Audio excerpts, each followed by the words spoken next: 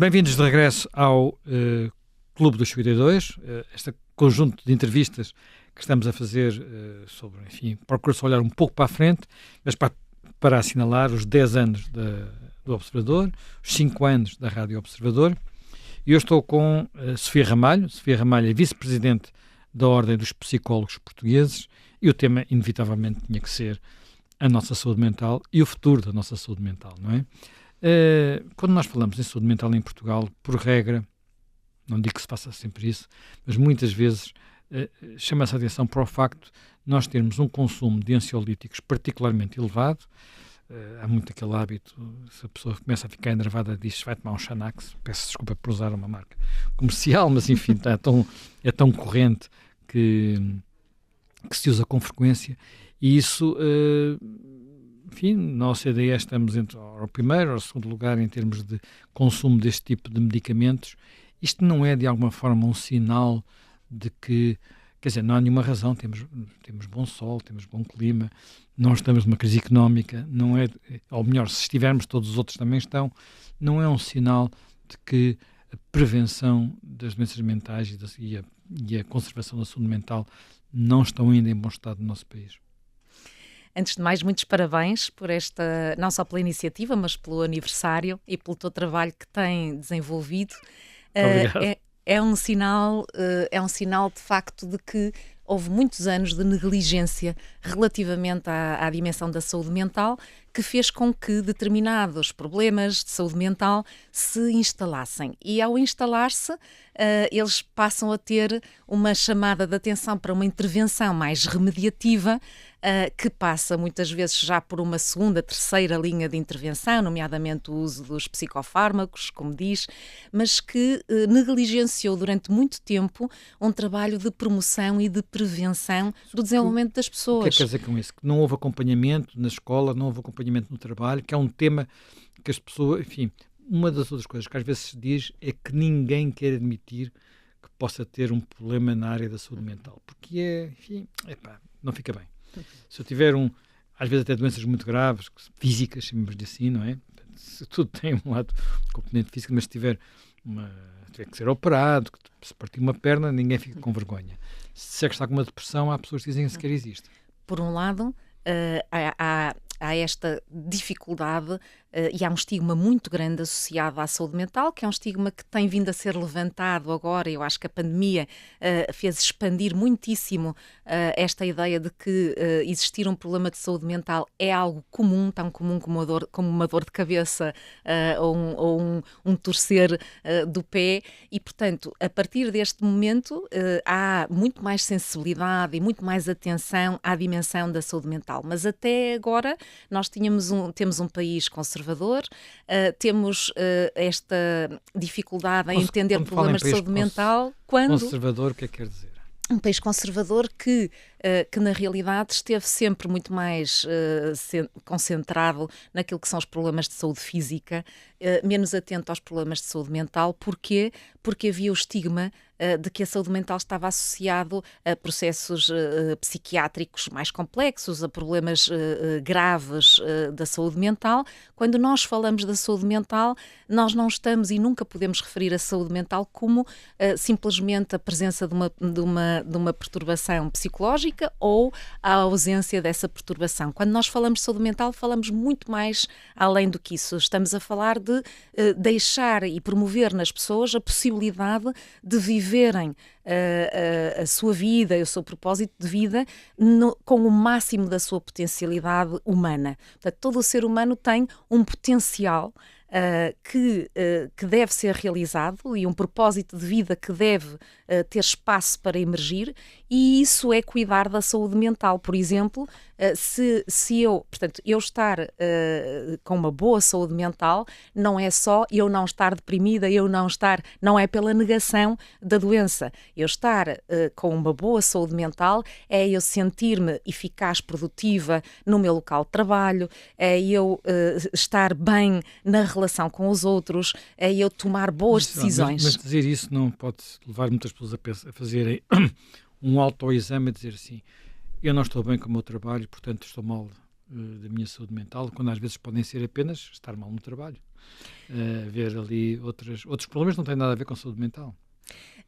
Nós temos que olhar para a nossa saúde mental como um conjunto de competências que nós temos, seja de interação, seja de resolução de problemas, seja competências mais até de autorregulação emocional, de contenção emocional, quando estamos perante determinado tipo de desafios, de capacidade de superação e não somente na dimensão da doença no âmbito da saúde mental. E, portanto, quando nós nos focamos nessa lógica, sim, todos nós podemos ter uma necessidade de apoio e de suporte psicológico para podermos melhor desenvolver as nossas competências e para podermos ser mais na nossa sociedade, mais no local de trabalho, no caso das crianças e dos jovens, mais na escola, mais do ponto de vista da participação cívica, mais do ponto de vista também até da própria proteção social, porque podemos dar melhor a decidir e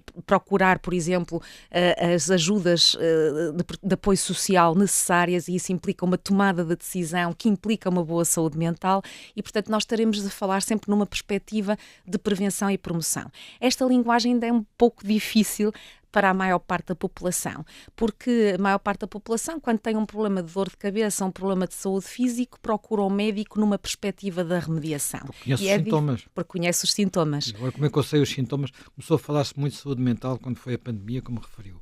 Mas quais são os sintomas? São porque ando triste, porque ando contente? Quer dizer, as duas coisas podem ser sintomas, andar triste ou andar alegre, andar eufórico. Aquilo que são os indicadores de nós podermos precisar de um apoio mais especializado ou não precisar é quando não é o facto de nos sentirmos menos bem ou de estarmos mais tristes ou mais ansiosos, porque isso é normativo. Por exemplo, se eu estiver perante uma situação de morte de alguém, não era normativo se eu tivesse uma reação diferente de estar triste e de sentir a perda da pessoa. Mas quando esta ansiedade, ou quando a tristeza, ou quando a nossa dificuldade em lidar com problemas do dia-a-dia, a nossa dificuldade em nos levantarmos para ir para o local de trabalho, em nos sentirmos agradados com aquilo que é o nosso dia-a-dia, quando isto permanece no tempo, e, portanto, a permanência no tempo, ou quando é muito intenso, portanto, a intensidade aqui, isto vai, de facto, impactar muitíssimo e vai-nos fazer perceber que, de facto, nós temos aqui indicadores de que não nos sentimos bem, de que não estamos bem. Não é circunstancial a um momento, mas é algo que já dura há algum tempo e que requer uma mudança de comportamento, uma mudança de ponto de vista emocional para poder lidar com a situação habitual do dia-a-dia. Mas, por exemplo, a medicação, a vontade de tomar medicamentos, isso é porque as pessoas... Fala-se muito que, por exemplo, essa tendência para termos um consumo tão grande de ansiolíticos tem muito a ver com automedicação. Essa automedicação resulta de quê? Resulta de as pessoas não quererem ir ao médico, resulta de ser fácil comprar nas farmácias, resulta de falta de acompanhamento, quer dizer, seguramente uma mistura disto tudo, mas como é que identifica cada um destes problemas? Resulta de um conjunto de circunstâncias, mas acima de tudo resulta de um sofrimento psicológico que faz com que a pessoa queira resolver de imediato esse sofrimento, e aquilo que acontece quando se procura a utilização de psicofármacos é uma necessidade urgente de resolver aquele sentimento de mal-estar naquele momento. E, portanto, isso tem, no fundo, é procurar uma intervenção remediativa, por um lado. Neste caso, quando não é acompanhada clinicamente e é uma automedicação, ainda tem aqui uma pior interferência, porque na verdade a pessoa não se deve automedicar, mas também não há uma consciência pública de que a procura de uma intervenção, por exemplo, de um psicólogo, uma intervenção mais especializada que não recorre à utilização de psicofármacos, deve ser uma primeira linha de intervenção. Mas isso não é caro para as pessoas? Não há uma barreira económica aí? Por isso é que, quando nós olhamos para o futuro do nosso país, e o caminho já está a ser feito, mas ainda há muito caminho a fazer, a possibilidade, o acesso à saúde mental o acesso a serviços especializados de saúde mental. Não me refiro só nos cuidados de saúde primários, mas também, por exemplo, nos contextos educativos, nos contextos de trabalho, nos contextos, por exemplo, de proteção social, da área da justiça. Portanto, o acesso à saúde mental e aos serviços especializados é algo que virá, no fundo, contrabalançar esta dificuldade. Mas sim, hoje em dia, apesar de haver já serviços de psicologia no setor de saúde público, apesar de haver psicólogos já a dar apoio nos locais de trabalho, apesar de haver psicólogos nas escolas, isto não é suficiente. Não é suficiente. Nós temos há também já um conjunto de seguradoras que apoiam o financiamento de consultas de psicologia. Isso é um passo já também muito significativo, mas quer dizer, vamos ver a proporção e o número de psicólogos face ao número da população, o número de psicólogos, por exemplo, nos cuidados de saúde primários face à população é absurda. E por isso, mas de qualquer das formas, pensando no futuro do nosso país e pensando nos próximos 10 anos, nós aquilo que sabemos é que hoje, mais do que nunca, a saúde mental é tão importante como as questões do ambiente. A saúde mental é tão importante e está integrada com a dimensão da saúde física, porque nós também sabemos que muitos dos problemas de saúde mental não tratados depois interferem em problemas de saúde física e vice-versa. Muitos problemas de saúde física também têm uma componente de saúde mental que é importante intervir e, portanto, nos próximos 10 anos, eu creio que a saúde mental vai ser a grande, e tem que ser a grande aposta para que nós possamos, de facto, até ter muito mais sustentabilidade, até do ponto de vista económico e social. Mas digo-me uma coisa, nós ainda há bocado identificou que o período da pandemia chamou a atenção para o problema. No período da pandemia as pessoas percebem que há ali uma disrupção das rotinas, o isolamento, as crianças deixam de ir à escola, as pessoas deixam de ir ao emprego, de repente estão fechadas em espaços circunscritos e, portanto, todas as pessoas entendem com facilidade que isso pode gerar desequilíbrios. Agora, quando nós estamos no dia-a-dia, nós temos, por exemplo, ainda há bocado um indicador que é negativo, que é o consumo de psicofármacos. Nós podemos dar outro indicador, também consultando os relatórios da OCDE, que é positivo. Temos uma taxa de suicídio que é das mais baixas nos países da OCDE, muito diferente de outros países que têm são mais ricos, digamos assim, têm mais capacidade económica. Como é que, na sua perspectiva, quem não é especialista, quem não foi treinado para detectar os problemas, pode, de alguma forma, perceber que eles existem? Ou até que ponto é que, às vezes, começar a falar-se de coisas que, eu não digo que estejam na moda, mas podem tornar-se muito comuns, como, eu tenho um burnout, o meu filho é hiperativo. Essas coisas não acabam por criar outro tipo de distorções, porque não é fácil, não é? Se eu tiver uma dor de cabeça ou um pé torcido, eu sei que tenho uma dor de cabeça ou um pé torcido. Um burnout, embora a dor de cabeça pode ter sido causada por diferentes fatores. Mas sei que tem que ir ao médico, não é? E estar associada a diferentes tipos de doenças. Se for uma dor de cabeça persistente, eu sei que tenho que ir a um médico. Claro. Agora, eu sentir-me cansado pode não querer dizer nada, não é? É muito importante, e isso é um caminho que também só está a começar a ser feito agora, a literacia no âmbito da saúde mental, porque a literacia no âmbito de saúde mental não é só conhecer o que é que são os diferentes tipos de expressão do sofrimento, portanto, seja a expressão através da ansiedade, a expressão através da depressão ou até de outro tipo de problemas de saúde mental, mas também, acima de tudo, o reconhecimento de sinais de alerta. Este é o ponto número 1, reconhecimento de sinais de alerta e identificar qual é o momento a partir do qual a pessoa deve procurar ajuda especializada. E claro que a disponibilização de literacia em saúde mental não pode ser indiscriminada, portanto, ela deve acontecer e as pessoas também devem ser preparadas para procurar informação sobre as questões de saúde mental em fontes fidedignas. Ou seja, nós sabemos que há aí muitos parapsicólogos, vamos dizer assim, ou outro tipo de intervenções que não são baseadas em evidência científica e que, portanto, não podem, de forma alguma, até podem ser muito mais prejudiciais para as pessoas. Vou-lhe dizer, quando, por exemplo, vou-lhe dar um exemplo concreto, que é assim, nós temos, enfim, burnout é uma situação específica e eu não sei definir, mas seguramente que sabe, não é?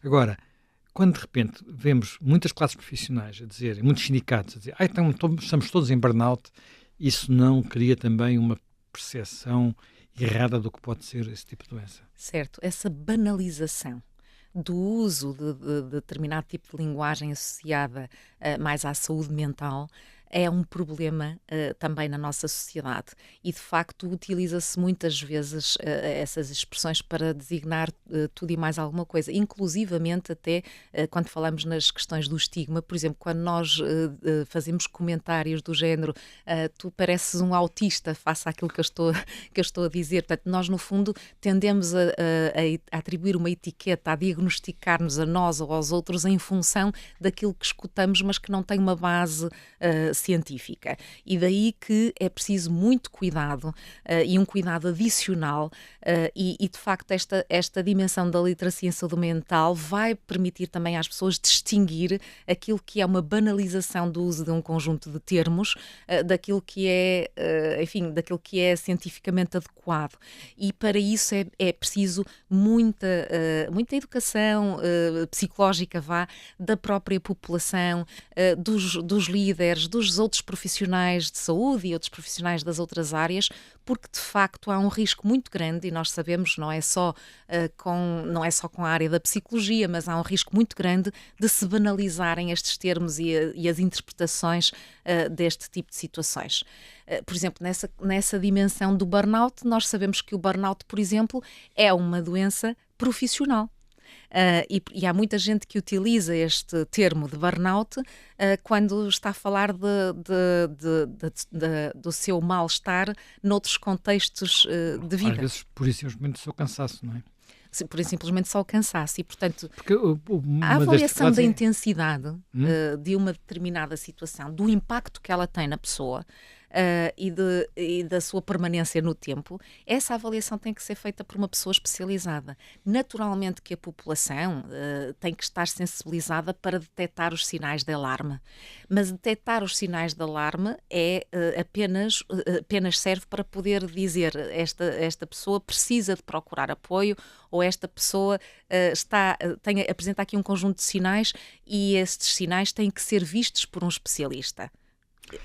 Por exemplo, nas doenças, enfim, nas situações de desequilíbrio na saúde mental, nem todas são vistas da mesma forma, não é? Por exemplo, eu dizer tenho uma depressão, muitas vezes tem um ónus, é uma coisa vista como sendo uma fraqueza. Uhum. Eu dizer tenho um burnout, voltando a esse tema, porque está muito na moda, é dizer eu tenho um patrão que não gosta de mim, ou eu tenho um patrão que exige demasiadas coisas, ou eu sou muito trabalhador e não estou a aguentar. Mas é sempre, quer dizer, tem componentes muito diferentes que levam à necessidade de algo que não é apenas, acha que só se faz com pedagogia. Isto é muito difícil de explicar, não é? A pedagogia é importante para poder orientar as pessoas para aquilo que deve ser a procura de uma ajuda mais especializada, evidentemente. Mas repare numa coisa, por exemplo, quando a pessoa está com uma dor de cabeça e vai tomar um Benuron, passa a expressão, ou um outro tipo de medicação, também se está a automedicar face àquilo que interpreta ser uma dor de cabeça, uma coisa sem grande expressão. O próprio sistema, quer dizer, está previsto para isso, não é? Eu não tenho, cada vez que estou constipado, não tenho que ir a um médico. Certo, e cada vez que tenho um sintoma de tristeza ou de ansiedade, também não tenho que ir procurar a ajuda de um psicólogo. Portanto, é preciso, de facto, que haja uma maior abertura para que as pessoas falando mais também, diminuindo-se o estigma. E há pouco falávamos, por exemplo, da questão do conservadorismo em Portugal. Em Portugal há muito esta ideia de que nós temos que ser fortes, nós temos que ser capazes de enfrentar os nossos problemas, nós temos que ser bons no local de trabalho, temos que ser bons como pais. Isso é bom ou é bom? É mau se leva a que as pessoas depois tenham receio de apresentar aquilo que estão a sentir, de falar sobre aquilo que estão a sentir, de falar sobre o impacto que determinado tipo de situações está a ter na sua vida, com base nisso. Ou seja, se eu sinto que se eu falar daquilo que estou a sentir é um sinal de fraqueza, eu se calhar não vou falar daquilo que eu estou a sentir, e esta inibição ou por exemplo, mascarar esta situação dizendo que estou com burnout, porque não quer dizer que afinal eu posso eventualmente estar deprimida, e porque se calhar é mais aceito socialmente dizer que estou cansada ou que estou com burnout do que dizer que estou deprimida.